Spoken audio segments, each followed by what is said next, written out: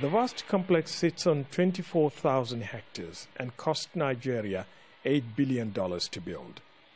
Because of all revenue, the government never bothered to complete the project.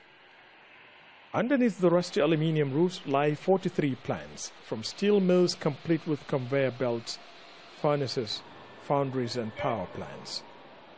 The thick coat of dust is evidence of decades of disuse. The quality of the plant is still intact.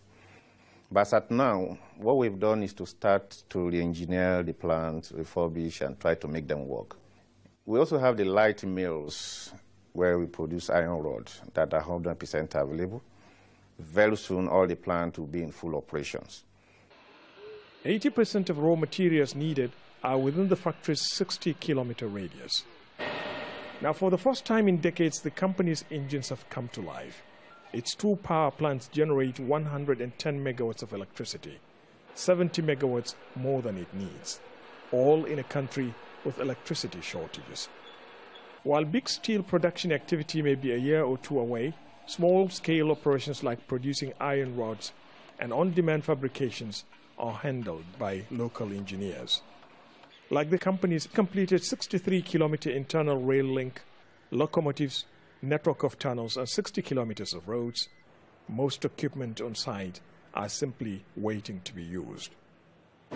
These machines bear the label made in the USSR, a reminder of an empire long gone. 40 years ago, Nigeria wanted to use them to industrialize. Since then, corruption and easy revenue from oil have put that dream on hold. Officials say the company can produce nearly 10 million metric tons of steel per annum and generate more than 500,000 jobs when fully operational. But challenges remain. Because of the materials involved, we need the dredging of the River Niger, an inland port in Lokoja, which is being developed now, an inland port in Baru, and there's always also going to be a rail link from Ajakuta to Baru to Abuja. The steel complex was handed over to private operators twice before the government took it back months ago. With Nigeria's imports averaging $10 billion a year, many expect a lot of external pressure to keep the company in its current state.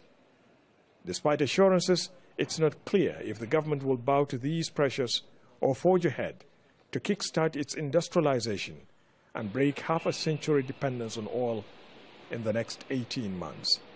Ahmed Idris, Al Jazeera, Ajakuta, Central Nigeria.